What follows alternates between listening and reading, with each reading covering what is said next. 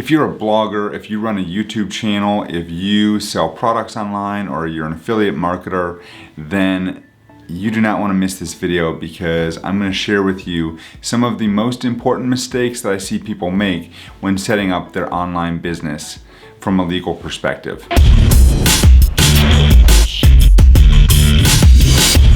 Hi, my name is Jim Hart. I'm the founding attorney here at Hawthorn Law, where we help online businesses get their legal house in order so that you can focus on what you do best, building a business that truly matters in the world. And today I'm here to talk to you about the 5 major mistakes, actually 6 major mistakes that I see online businesses such as bloggers, podcasters, YouTube creators, affiliate marketers, Amazon sellers, all those people make when setting up and running their LLCs. So let's get to it. The single member LLC is one of the most commonly used business entities for setting up an online business, but it's also extremely easy to make mistakes in the way you set them up, maintain them, and operate them just in general. Today we're going to pull back the curtain and demystify some of the most common mistakes that I see clients make as online businesses with their single member LLC. Ready? Let's do this. So whether you're a blogger or you're a podcaster, whether you sell online products through an e-commerce store or you're an affiliate marketer,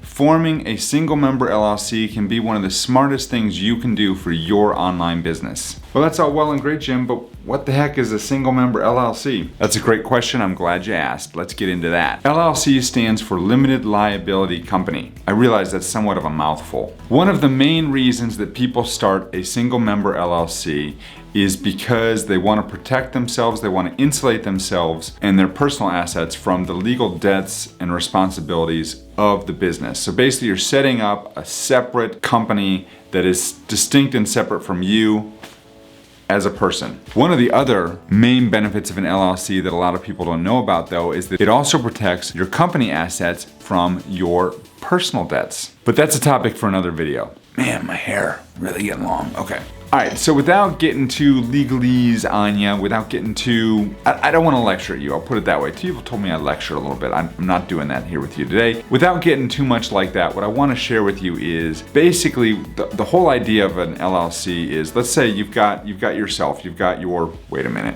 I got it, hold on. I knew there was a reason that I got this whiteboard. Can you see that?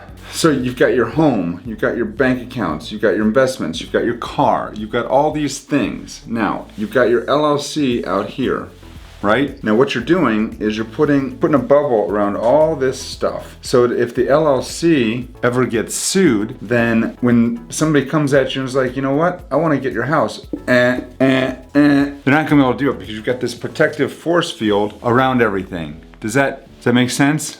I hope. That's the general idea.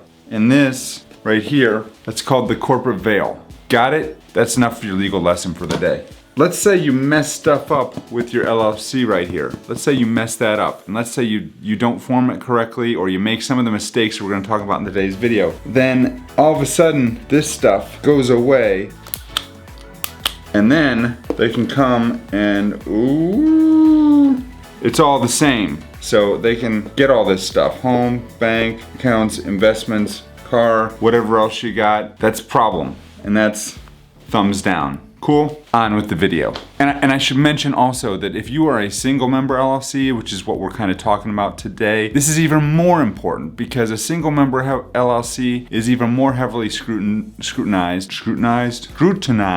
than a multi-member LLC, which has multiple parties involved. So I'm sure the reason this is so important to you is because if you are an online entrepreneur and you're building a business online, like I said, blogger, podcaster, YouTube creator, Instagram person, any of those things, affiliate marketer, selling stuff on e-commerce, on Amazon, whatever, you probably want to make sure your business is legally protected. That's important to you, I would imagine. Am I right? You want to save money on taxes, you want to protect your intellectual property, all the things we talk about on this channel. And all of these things, everything that we're talking about here, the intellectual property, trademark, all that stuff, it starts with setting up your LLC correctly from the get-go. You with me? Okay, but there's a couple issues that you need to be aware of. Yes, single member LLCs are LLCs. They're easy to set up, okay? They're flexible. They provide your limited liability. They check all the boxes of what you need in a business. They're the perfect business entity. But that doesn't mean they're the end all be all. Just as easy as they are to set up, they're just as easy to F up if you don't set them up properly or if you fail to maintain them in a way that's going to be legally advantageous. And listen, I get it. As an online entrepreneur, you're more worried about getting subscribers, getting website views, getting people on your YouTube stuff, doing all those things, getting sales, building sales funnels. You're more worried about doing that than you are about all the legal stuff that I deal with on a daily basis. And the other thing I think that you need to know is different states will have different requirements for piercing the corporate veil. Remember that circle I showed you before? Different states are gonna have different requirements for that. But in general, the mistakes that I'm about to tell you about here in today's video will be applicable to pretty much every business. And if you don't make these mistakes, you're gonna set yourself up, you're gonna be in a better position that you're not gonna make mistakes that will hurt your business, regardless of what state you're in. All right.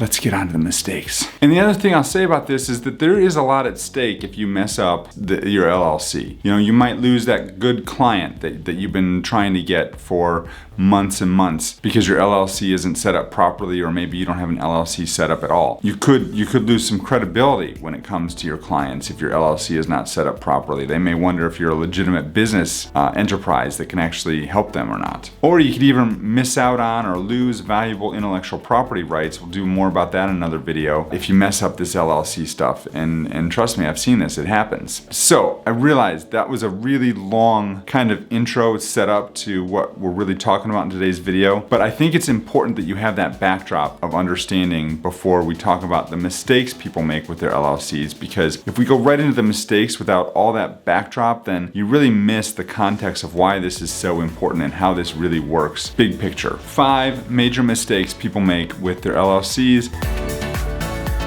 So the first one is commingling funds. What does that mean? That means that you set up a bank account for yourself personally, and then you just start depositing all the money from the business into it. So if somebody pays you, instead of opening up a separate business bank account, you put everything into your personal account. Or vice versa, you've got a business account and you just start using that to deposit your personal paychecks and different things like that. So that is a big mistake people make. When you do something like that, it starts to show the courts, if there ever was to be a lawsuit, it shows them that there really is no distinction between you and the business. And so that is a huge mistake I see people make, is they just kind of commingle funds. I've talked to people who've been in business for 20 years and have been doing this ever since they started. And it is a huge mistake. You need to set up a different bank account for your personal stuff and a different bank account for your business stuff. All right, the second thing that I see people do is they don't have the proper corporate records set up. So you don't have your operating agreement in place. There'll be a link down in the description to one of those if you need to get one. They don't have, if they make a decision that's a big decision related to the business, they don't keep track of their meeting minutes. And that's another huge problem that I see people make. So there's different things that people do. They don't keep adequate corporate records. And when you don't keep adequate corporate records, now the thing is, as a corporation, corporations have to keep corporate records. As LLCs, you're kind of encouraged to keep corporate records, but you don't really have to. But if you ever get sued and you end up going into court, it's really important that you have those corporate records in place and ready to show the court, listen, we are a legitimate business, and even though I'm a single member LLC, here's all the information and the documents to prove that we've been operating as a business. That's gonna go a long way. Imagine if you went into court, you have nothing to show that you're a business, or you've got a notebook full of all the things and actions you've taken showing that you are a corporate enterprise or an LLC. That's gonna lend a lot of weight in the eyes of the judge. All right, the third one is kind of a double-edged sword, and it's inadequate capitalization. As a business, you have to keep enough money in your bank accounts to pay the debts of the business, to pay salaries, to pay those types of things. And so what you can't do is you can't deposit money into the bank account as you earn it and then immediately take it out and leave no money in the bank account of the business to pay the business's debt. So if you ever were to get sued and you take all the money out of the business, that's a problem. So it shows again that there really is no distinction between you and the business. But it's a double-edged sword because a lot of businesses, when they're just getting started, don't have a lot of money. The question becomes, is the inadequate capitalization, in other words, is the lack of funds in the bank account because you're taking the money out to insulate the business from its debts, or are you doing it because you just are getting started, you're a startup, and you just don't have a lot of money? The reason why you are inadequately capitalized, if that is the case, is going to be scrutinized by the courts. And depending on which way it is, in other words, if you're inadequately capitalized because you're taking money out, or if you're inadequately capitalized, there's a lot of words to say, because you are just a startup and don't have a lot of money yet, that's going to play a difference. So that's a factor, but just beware that there's two kind of scenarios there that you need to be aware of.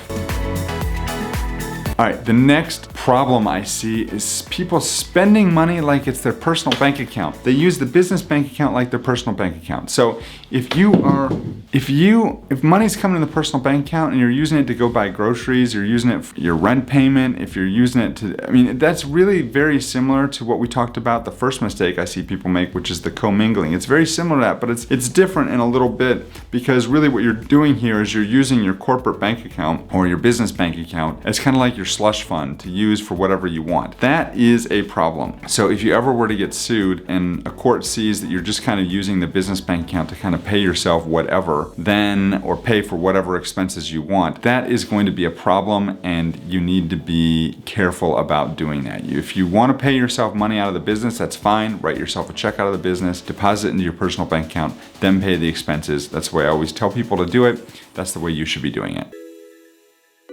And the fifth mistake I see people making is not getting adequate insurance to protect themselves. Getting a general liability policy for your business is a very simple thing to do. It's generally speaking very inexpensive. Usually it's a couple $100 a year, and it's going to give you up to around $1 million of coverage should something happen with your business that you would get sued for. It's a good idea to have that, because if you were to get sued, the insurance is going to step in place first. There's issues with insurance. I've talked about that in other videos, but in general, the insurance is going to step in, and provided it's a valid claim, the insurance is going to pay the claim first, and then you would be on the hook second. So you want to make sure that you have adequate insurance in place. It's a small expense. I realize you're probably never going to use it, but in the event that you do need to use it, it could save you a lot of money in the future. And the sixth mistake I've got for you today, I know I said I was going to do 5, but I decided to do 6 because I'm a giving type of person, and that's kind of the way I work here. That's the way I roll. And I see this more often than you can imagine, is trying to conceal and misrepresent the ownership. Now, it's one thing to create an LLC, a private LLC, because you're concerned about privacy reasons and concerns. It's an entirely different thing to try and conceal and misrepresent who owns the LLC. And by doing that, what people will do is they'll normally form multiple LLCs, and the entire purpose of forming multiple LLCs and trusts and different things like that is because they're trying to hide the identity of the owners of the LLC. And that is a problem, because that will get you in trouble in most states. They don't like to see fraud, and this could be considered fraud because you're basically trying to hide who owns the LLC. You might also try and hide, I've seen people try and hide the assets and the debts. So they form one LLC that holds all the assets of the LLC, and they have another LLC that has all the debts of the LLC. That again is a problem. That's a big no-no. You don't want to be doing that. That is an issue. Just be aware of that. Most people will not have problems with that, but especially single member LLCs, you're not going to have problems with that, but it is something to be aware of. So as I said before, every state's going to have their own requirements about what is necessary to pierce the corporate veil, as I showed in my highly developed and amazing diagram that I put out earlier. But in general, if you avoid making the mistakes that I've talked about in today's video, you can really make it very simple to avoid a piercing of the corporate veil in your situation. Don't commit fraud, and don't try and get cute with your LLCs by forming multiple LLCs just for purposes of misrepresentation or to conceal who owns the business. It's just not a good practice, and it's not going to help you, and it could actually get you in big trouble later on. We got Father's Day coming up. A couple years ago, My family got me this mug for Father's Day. I love it. My son used to call me Dadu. Can you see that? Yeah, I think it's pretty cool. And I like my coffee. So there's that. Get back to doing what you do best, and that's, building your business, making something that matters, changing lives. Do it. And I will see you in the next video right over here. Bye-bye, folks. Peace. Stay safe out there, too.